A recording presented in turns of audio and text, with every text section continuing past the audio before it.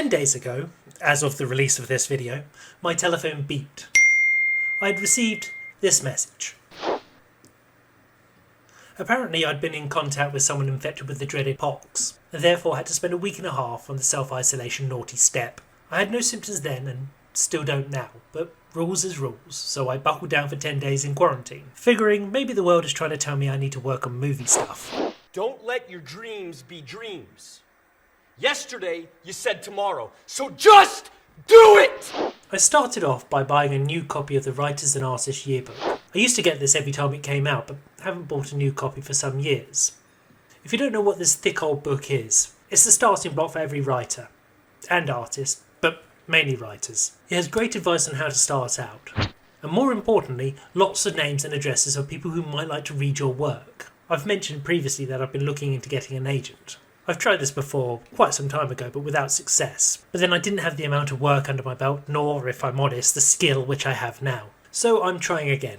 I've been going through the literary agent section of this book and picking out companies which sound like they might be a good fit for me. I've always made films. I started when I was 7, I think, on Super 8 films with my dad's camera.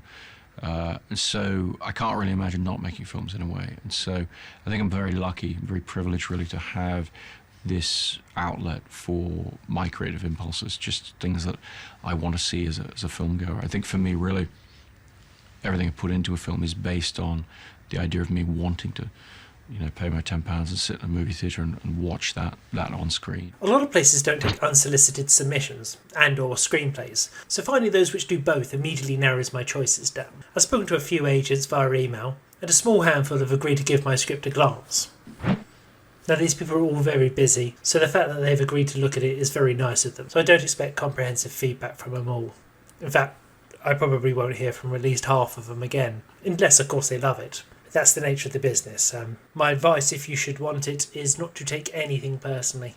Some people dream of success while you're gonna wake up and work hard at it. Nothing is impossible! I also went on a bit of a second-hand book purchasing spree. I used to own all of these books and read them many times whilst at university, but for the life of me I can't find them now. I must have lost them when I moved house or something. First up is My First Movie. I used to have this in paperback, and it ended up very well thumbed before it vanished into the ether. It's simply a collection of interviews with filmmakers talking about the first film they made, apart from Oliver Stone, who talks about the third film, presumably because he's bad at maths. It features Kevin Smith, the Coen brothers, Alison Anders, Ken Loach, and at least 10 other big names I could list but don't want to source the photos for. The common theme in all the interviews is the fact that making your first movie is damned hard. Sometimes you have to beg, borrow, steal, not to mention lie your head off to get it made.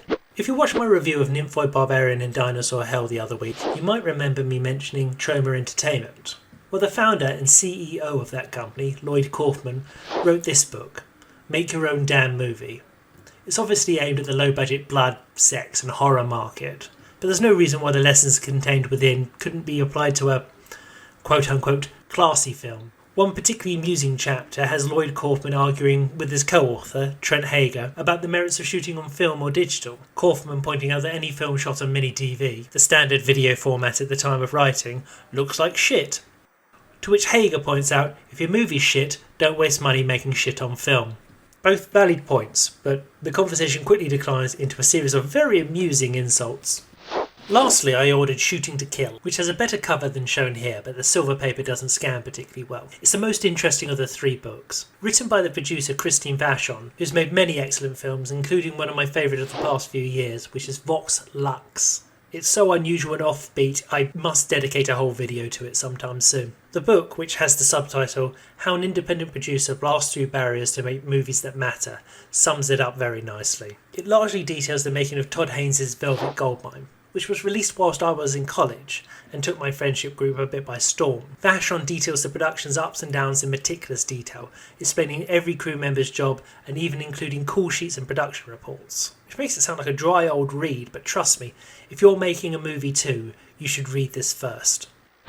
Someone once told me that beavers make dams because they are driven mad by the sound of running water. I recently developed a fair amount of empathy for the beaver because I found that if I sit idle for more than a day or two, an idea pops into my head where it drives me mad until I write it down. It's the silence what does it. So yes, my lockdown for one has caused me to write something new. I'm not abandoning the film, not for a moment. I'm just writing this so the muse will leave me alone for a bit. And I've decided to write the first draft of this script out longhand. I was given one of these screenplay formatted notebooks, and I thought if I don't use it now, I never will. It slowed my writing down a lot. I mean, I'm probably 3 times slower, which I'm not sure is a good thing, but it does make me think a little more about writing something down. But still, at the moment, it's just ideas on the page, and almost none of this will end up in the final draft, if indeed I ever get to that.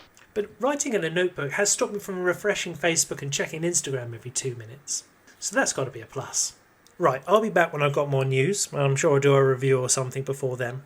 But you can rest assured, I'm still Scott Kingsnorth and I'm still making a movie.